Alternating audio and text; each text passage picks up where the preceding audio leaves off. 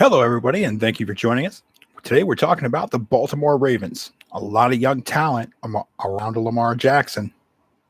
They've made an upgrade to the O-line. They've added Sammy Watkins. Kevin Zeitler, he's been around the league. He's made an impact on every offense he's ever been around from the right guard position.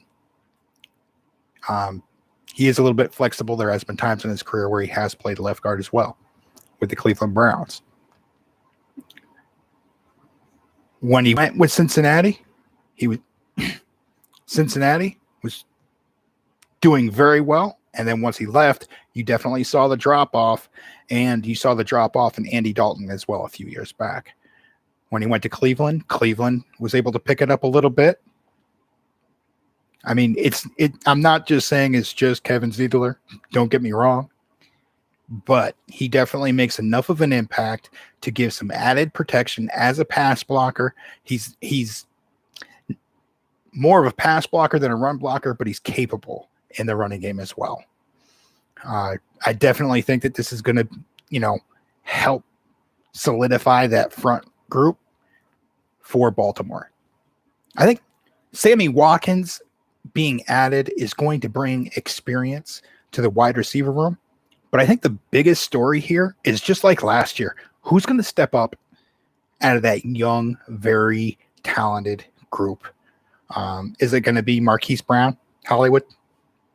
Is it going to be Miles Boykin? Or is it going to be somebody that, Devin Duvernay from Texas, drafted last year?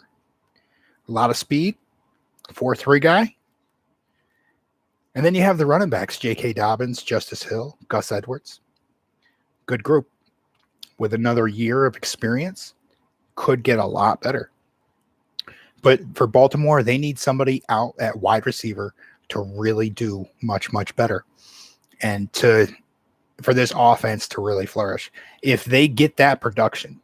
Now, if Sammy Watkins stays healthy, he will be productive. He's been productive everywhere he's gone when healthy. It's just, is he going to be healthy? It's the same story throughout his career. But you saw the impact that he can make last year on the Chiefs in the postseason.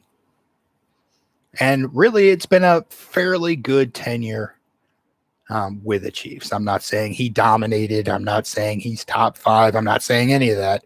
I'm just saying he has done well at times with the Chiefs. So an overall pitcher, good player. And when you add that with Lamar Jackson's ability, with the ability of your running backs and the speed and athleticism of your wide receivers, you're really talking about something. On the defensive side, they're always solid every single year. They focus on drafting defensive linemen and linebackers throughout their history. Plenty of talent in the defensive backfield. There's always one or two positions that will need improving. For Baltimore, a lot of times they depend on guys to step up in a few key positions. Like any roster, you can't go into one off season and just replenish everything, right? You're looking to get 4 or 5 positional upgrades. And then if you can maximize your talent by getting someone stellar, but that might be, once every 3 to 4 years, something like that. Some teams that are always, in the rebuilding process every 3rd or 4th year, they might make a few moves, big moves, more often. But Baltimore throughout the years, they've made very smart moves, very gifted front office, good scouting. And it's going to be the same story as last year. You're going to have a good O-line. You're going to have a good defense. Brought Titus Bauer back. Matt Judon leaving. Judon's good. There is no question about it. But with that being said,